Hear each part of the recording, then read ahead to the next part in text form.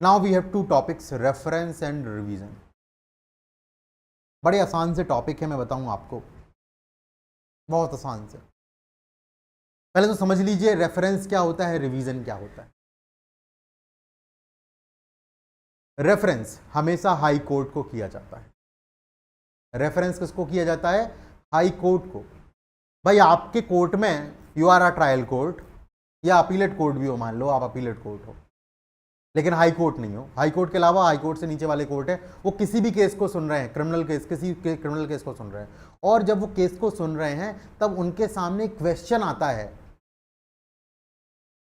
कि कोई एक्ट, कोई ऑर्डिनेंस, कोई रूल, कोई रेगुलेशन क्या कॉन्स्टिट्यूशनली वैलिड है या नहीं। और उस क्वेश्चन को डिसाइड करना बड़ा जरूरी है इन ऑर्डर टू डिटरमाइन और in order to decide the case. उस केस को डिसाइड करने के लिए, डिस्पोज ऑफ करने के लिए, उस क्वेश्चन को डिसाइड करना बड़ा जरूरी है। क्वेश्चन क्या है? Question relates to validity of any act, कि भाई वो एक्ट वैलिड है या नहीं है, वो ऑर्डिनेंस, रेगुलेशन या कोई प्रोविजन जो है वो वैलिड है या नहीं है। और उस पर कोई डिसीजन नहीं आया, ना ही हाई कोर्ट ने कोई डिसीजन दिया है, ना सुप्रीम कोर्ट ने आज तक कोई डिसीजन दिया है। तो ऐसे केस में आप ट्रायल कोर्ट होने के नाते क्या करेंगे? आपके रीजंस लिखेंगे कि क्यों आप ऐसा कर रहे हो, क्यों आप ये केस रेफर कर रहे हो, रेफरेंस कर रहे हो आप, ये क्यों ये रेफरेंस आप कर रहे हो। वो क्वेश्चन आप बताएंगे, रीजन बताएंगे, और साथ साथ आपका ओपिनियन भी लिखेंगे कि आपका ओपिनियन क्या है। आपको हमें लगता है कि ये एक्ट जो है वो वैलिड एक्ट नहीं है, और फिर इसको रेफर कर देंगे हाई कोर्ट के डिसीजन के लिए। हाई कोर्ट जो है उस पर डिसीजन देगा और उसका वापस आपको भेज देगा। जब आपके पास में वापस वो आएगा, आप उस क्वेश्चन के डिसीजन के बेसिस पर, जो आपने क्वेश्चन रेफर किया था हाई कोर्ट को, भाई सीनियर से पूछते हो कि नहीं पूछते? आपको कुछ नहीं बन रहा है, सीनियर से जाकर के, टीचर से जाके पूछा। ऐसी हाई कोर्ट आपका टीचर है, सीनियर है, उसे पूछ लिया आपने, उन्होंने बता दिया, उसके अकॉर्डिंग फिर आप जो है, आपका डाउट सॉल्व हो गया। अब आप उसी के अकॉर्डिंग जो है डिसीजन जो है दे देंगे उस केस के अंदर। इसको बोलते हैं reference. Now there is another provision, that is revision. तो रिवीजन की पावर दो कोर्ट्स के पास में। कोर्ट ऑफ, देखो रेफरेंस किसको होता है? केवल हाई कोर्ट को। रिवीजन की पावर है दो कोर्ट के पास में, सेशंस कोर्ट, हाई कोर्ट। अब सेशन कोर्ट से नीचे वाले कोर्ट का, कि किसी भी ऑर्डर का, जजमेंट का रिवीजन अगर आपको कराना है तो वो रिवीजन फाइल होगा कहाँ पे? सेशन कोर्ट में। अगर सेशन कोर्ट का कोई डिसीजन है, उसका रिवीजन कहाँ फाइल किया जाएगा? हाई कोर्ट में। क्या रिवीजन, रिवीजन है क्या आखिर? तो एक तरीके से जहां पर अपील्स नहीं होती हैं, ये देखो अपील्स तो किससे हो रही हैं? कन्विक्शन से हो रही हैं, सॉरी, एक्विटल से हो रही है, कन्विक्शन से हो रही है। एक्विटल, कन्विक्शन के अलावा भी तो 10 ऑर्डर पास किए जाते हैं कोर्ट के द्वारा। 10 ऑर्डर, यानी कितने सारे ऑर्डर्स पास किए जाते हैं बीच में। उन ऑर्डर्स जो पास किए जा रहे हैं कोर्ट के द्वारा, आप उन ऑर्डर से अग्रीव्ड हो, आप उनको चैलेंज करना चाहते हो, आप उनका रिवीजन फाइल कर सकते हो कोर्ट में। नीचे वाले कोर्ट ने फाइल किया है सेशन कोर्ट में, सेशन कोर्ट ने ऑर्डर पास किया है जिसको आप रिवाइज करना चाहते हो, हाई कोर्ट में रिवीजन फाइल करोगे। क्या करते हो? वैलिडिटी चेक करोगे, प्रोप्राइटरी चेक करोगे ऐसे ऑर्डर की, to check the validity, proprietary of that order.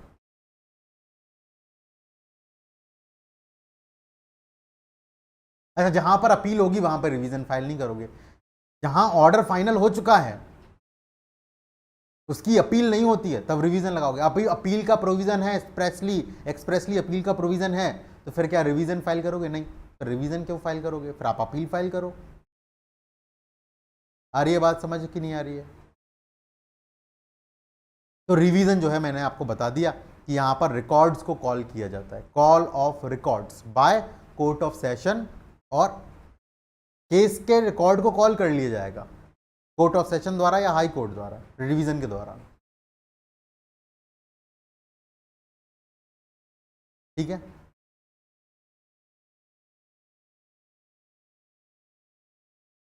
एक बात जो याद रखने की बात है रिवीजन के अंदर, वो ये कि जो रिवीजन है वो हमेशा ऐसे ऑर्डर के ऊपर पास किया जाता है जहां पर कुछ फाइनल एडजुडिकेशन हुआ है, जो कोर्ट जो केस के मेरिट्स को इफेक्ट करेगा। जो कोई इंटरलोकेटरी ऑर्डर है, इन बिटवीन ऑर्डर है, उसका रिवीजन नहीं होता है, उसका रिवीजन जो है नहीं होता है। इंटरलोकेटरी ऑर्डर ऐसे ऑर्डर जिनका मेरिट्स पर प्रभाव नहीं पड़ता है, it does not affect the merits of the case, इनको बोलते हैं इंटरलोकेटरी होता है। उनका जो है क्या होता है, रिवीजन फाइल नहीं होता है। There is no revision from interlocutory orders. अब दो चार बातें हैं रिवीजन के बारे में, रेफरेंस के बारे में, वो आप लिख लीजिए और उसके बाद जो है हम आगे बढ़ जाएंगे। रेफरेंस कौन कर सकता है? कोई भी कोट कर सकता है ना। क्या करना है? क्वेश्चन ऑफ लॉ फॉर्मुलेट करिए आप, which is about the validity of any act और समथिंग। उसके बाद आप आगे बढ़ जाते हैं, बिल्कुल करते हैं। चलिए ज़रा भैया 436 पर लिखना स्टार्ट करिए। दो चार लाइनें आपको लिखनी है, ज़्यादा चीज़ें लिखनी नहीं है, ज़्यादा बातें लिखने के लिए है नहीं। लिख लीजिएगा ज़रा।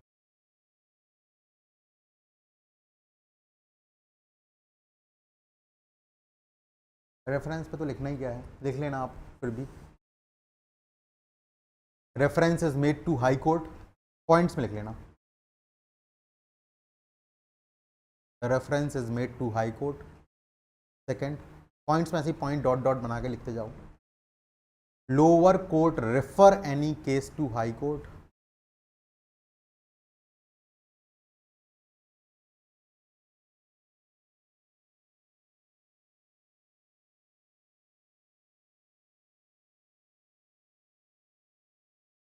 There is involvement of question of law.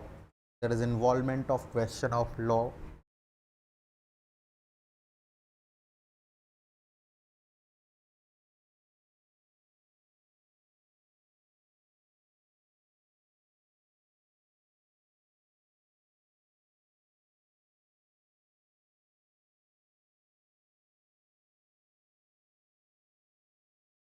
Question of law. ठीक है। Court must state first case, second opinion, third reason. Court must state case, opinion, reason, ये तीन चीजें जो है करनी होती।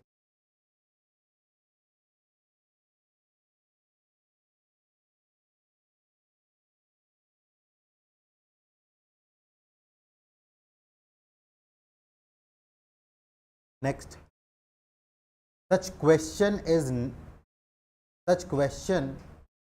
ऐसा लिखना, the determination of such question, the determination of such question is necessary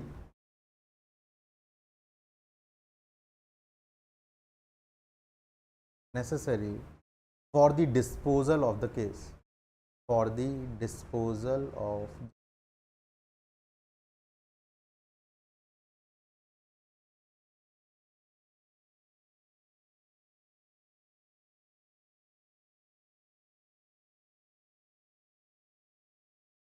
next point लिखना, during pendency of reference, during pendency of reference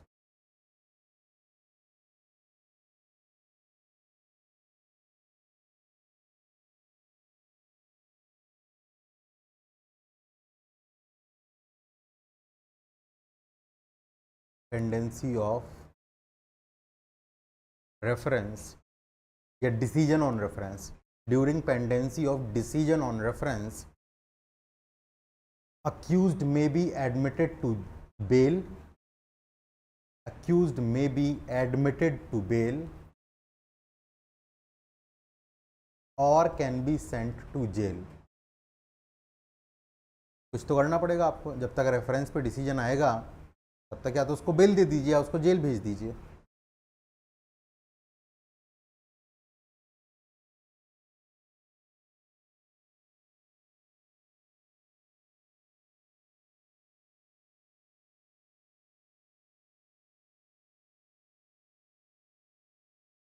चलो रिवीजन लिखना, फिर रिवीजन, ये रेफरेंस हो गया आपका 436 हो गया। Now revision,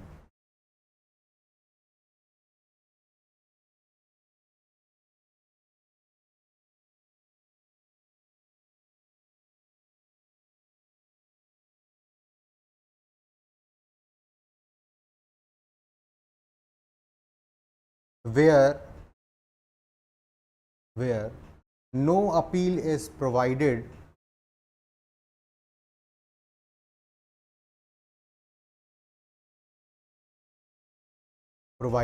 by law, or the appeal is not preferred, or the appeal is not preferred,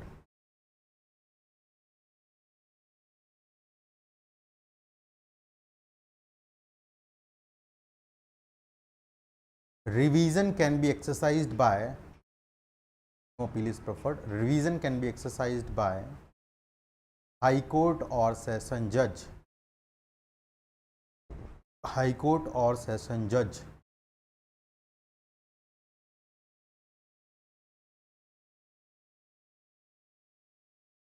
four 438 है ना, पहले 397 हुआ करता था, अभी 438 हो गया। 438 पहले हुआ करता था एंटिसिपेटरी बेल,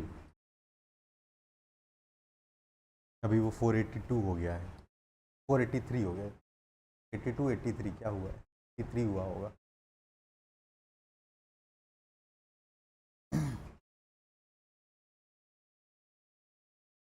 हाई कोर्ट और सेशन जज,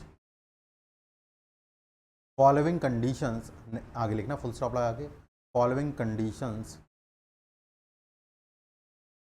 must be fulfilled, must be fulfilled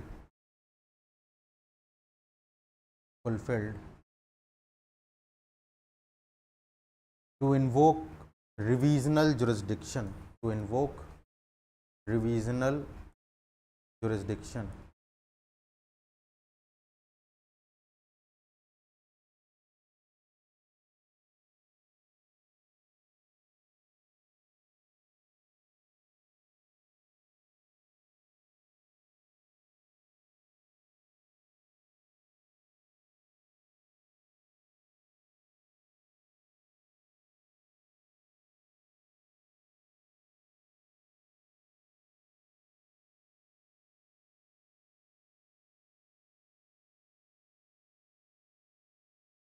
ठीक है,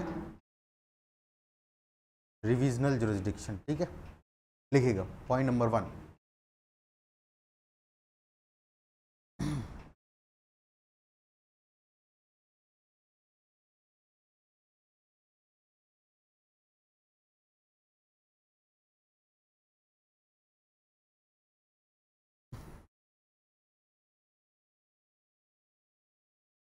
proceedings were held in proceedings were held in a court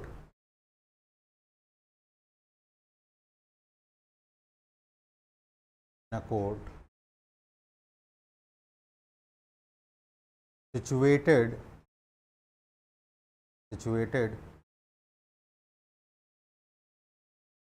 in a criminal court situated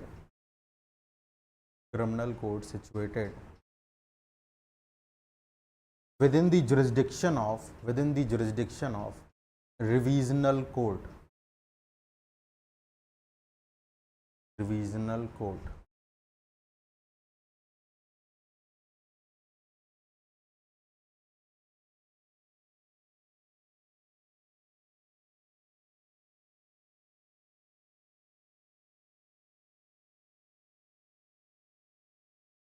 Next,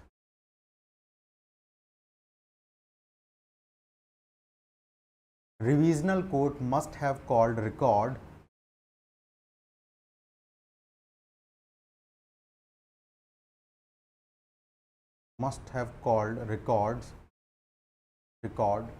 to satisfy itself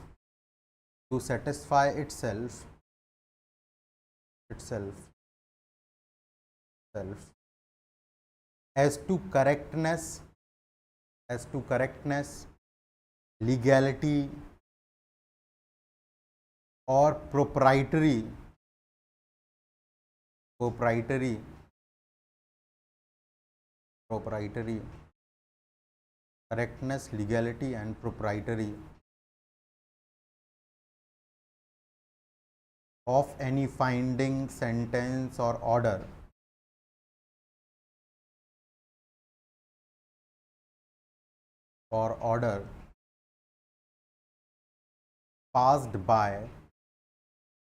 passed by lower court,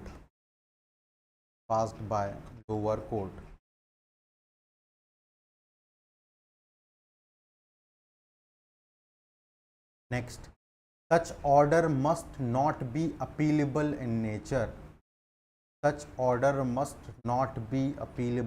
nature.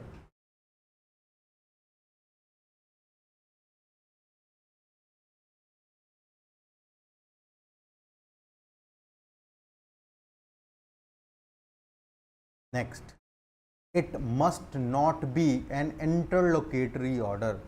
It must not be an interlocutory order.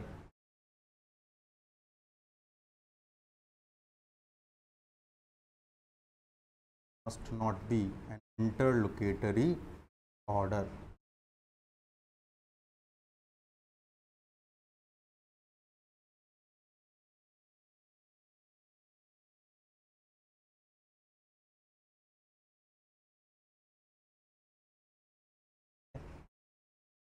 एक note करके आप बात लिख लीजिएगा, explanation में वो बात लिखी हुई है। इसके सबसेक्शन 1 के एक्सप्लेनेशन में आप देखेंगे कि जितने भी रिवीजनल पावर के लिए है ना, लिख लेना, नोट करके लिख लेना। For the revisional power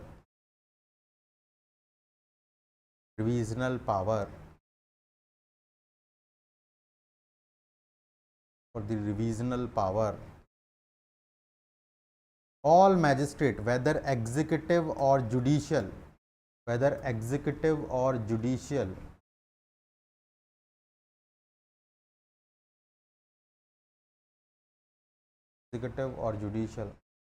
shall be deemed to be inferior to court of session, shall be deemed to be inferior to session judge, ऐसा लिख लेना, shall be deemed to be inferior to session judge,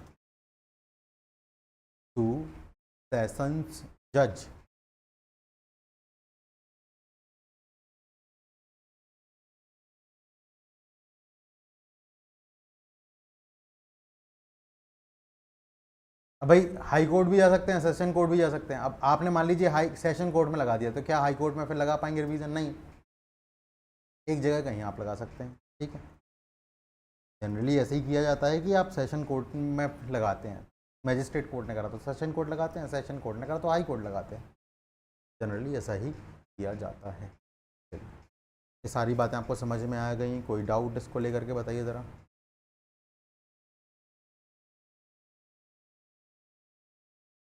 बाकी जो बातें हैं आप देख लीजिएगा, समझ लीजिएगा, 436 से 445 तक बाकी की बातों को आप देख लीजिएगा, आपको सारी बातें समझ में आ जाएंगी। There is nothing much which is there to B.